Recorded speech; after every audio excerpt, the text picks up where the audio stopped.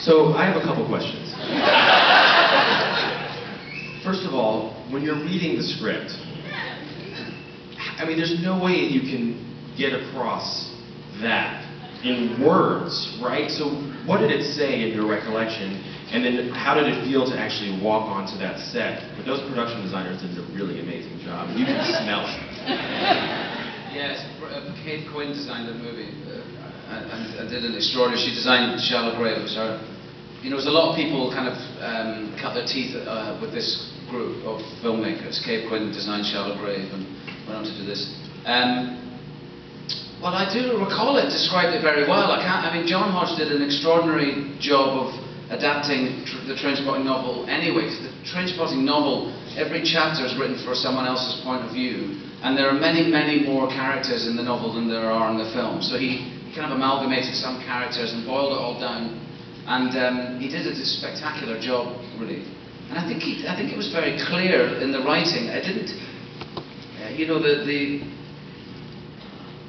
made sense. It made sense of the kind of path of a heroin addict, the lengths you'll go to. So it's just an extreme example of the power of the addiction, and of course it's fantastical and fantasy, but it's there to show. I mean, for those of you who haven't seen the film, why haven't you seen the film? First of all, and secondly, at this point, Renton's gone to his dealer, and the only heroin he can get are these opium suppositories, which he has up his bottom when he goes to the poo. And that's why he has to go get them back from the toilet. So, I mean, even technologically it's so well done, it's so seamless when your head kind of pops out of that toilet. Yeah. What were you actually climbing out of? Well, it was very simple. There was a toilet set, the one I walk into at the beginning, where it says the worst toilet in Scotland, and that luckily it was a set, thank God, because there are toilets like that in Glasgow. But luckily we didn't shoot it on location. They built it in an old cigarette factory where we made the film, and they built so that we did all of the stuff in the cubicle, and it was maybe the worst moment for me, and certainly for the DP and our operator. There was a wonderful man called Brian Tofano. Was when I had to do the shot looking back through my legs like this, because I had to look back through my legs like that, and he was down there, back like that, looking up with his camera, and there was a little perspex. There was a perspex bottom on the toilet, and then a little layer of water. But he was looking right up my jacksie. And I said to him before, I said, "I'm terribly sorry, Brian." He said, "I'm about to get to know you a lot more than I ever wanted." So that was that moment. And then for the climbing down and the backup sections, they built out the cubicle in another place on the set, and it was a profile shot. So you only looked directly at the side of the toilet. So there was half a toilet, and then it was cut in half, and there was just a hole down there, and there was bags of, I don't know if you ever, I never like to spoil things like this, but do you want me to tell you about it?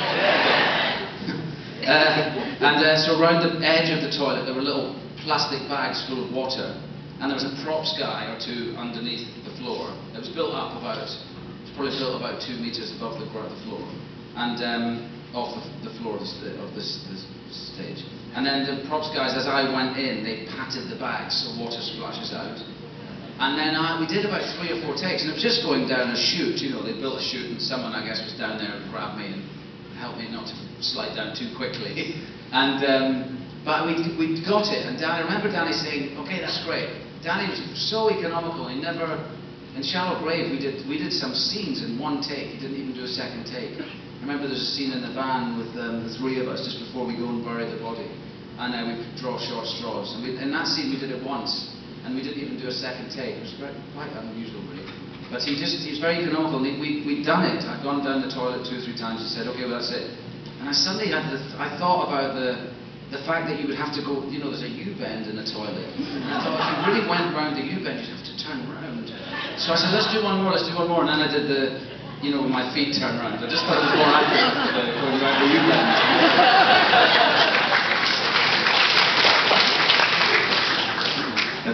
That's method almost, isn't it? What would you say is the one movie when people come up to you in a restaurant or on the street? What's the one movie that most people want to talk about? It always changes, and it depends. You can never tell what it's going to be. Since I did the motorcycle trips, it's become more.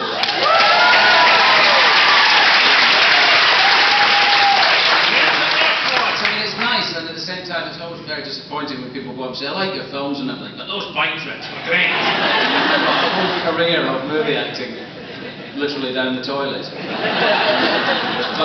that's usually the ones that people would, not that there's a common one, but a lot of people talk about that.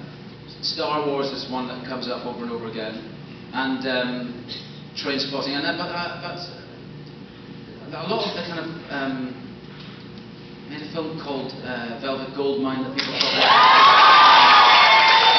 And that's one. That was kind of a slow. That's obviously become a bit of a film that's lasted. It wasn't seen by a huge amount of people when it first came out, but it's become a kind of bit of a classic, I think. And so you can never really tell. I would imagine that one near the top of the list would be Moulin Rouge, because that got the biggest applause from you all. Scale of 1 to 10, how crazy did you think Baz Luhrmann was when you heard this is what you wanted to do? I didn't think he was crazy. I mean, it's so funny you say that. My daughter did. When we started Moulin Rouge, she was 4, my eldest daughter. And before we kicked off, before the first night of shooting, there was a presentation, and I'll talk to you about the whole process of Moulin Rouge because it is very interesting. But before the first day of shooting, he had a presentation, and the whole cast and crew amassed in one of the studios there in Fox in Sydney, Australia. And Baz and his partner CM did a demonstration, a presentation. They showed, they projected some of the dance tests that we'd shot, some of the recordings. And he talked about what he wanted to achieve with the film and everything.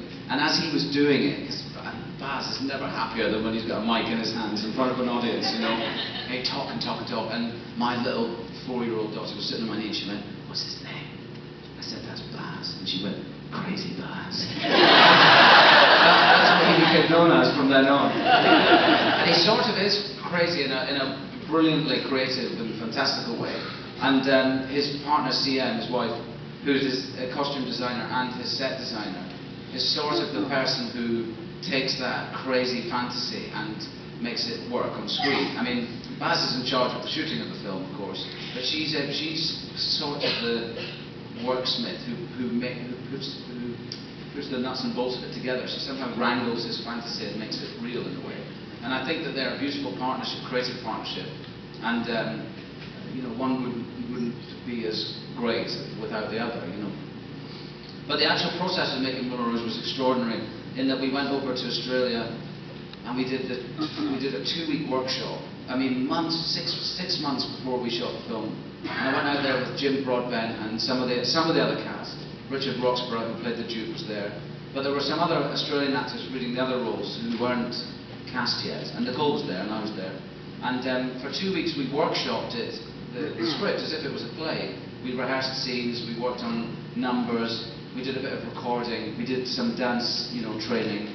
And at the end of the 2 weeks, we did a live performed reading of the script for all of Baz's key heads of department, and for, I don't recall that there were, studio people there. It was really for his creative team, I think. And we did this, it was really exciting. I mean, by the time we were ready to go on, he had us all lined up outside, he had us really enter the space and perform it like a play, And when we were singing, when it came to a song, we would stand up and we would sing to each other, and some of the set pieces we kind of worked through a little bit. And then we were all sent home again. And then for the next 6 months, they continued to give us a script writing partner, Craig. Worked on the script, kept rewriting and rewriting.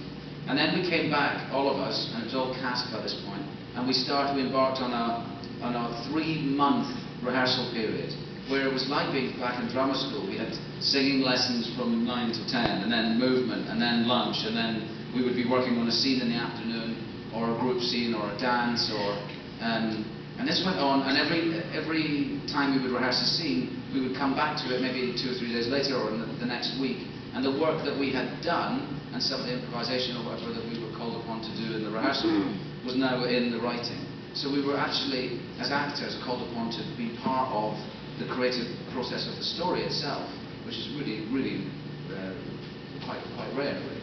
Well, I know a lot of actors don't like to watch themselves singing and dancing, but if you don't mind, I do want to play my personal favorite sequence from the movie, which is the love song montage. And then I want to hear from you what your reaction was when you saw the movie finish for the first time. Okay. So here comes the love montage.